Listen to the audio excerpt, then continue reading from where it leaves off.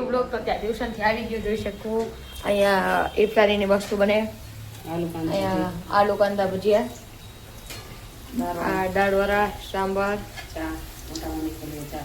ચા. અહીંયા ચા મૂકી દીધી.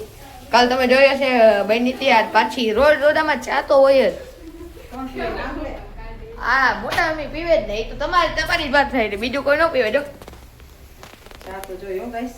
ભજીયા બને એટલે ચા હાલે, બાકી નું હાલે ચા.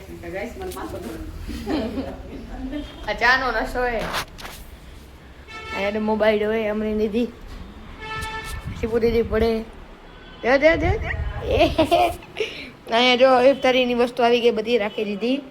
જો ત્યાં ઇફતારીની વસ્તુ આવી ગઈ જોઈ શકો.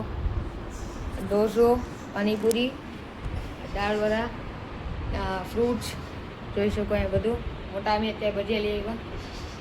દુઆ માંગે બધું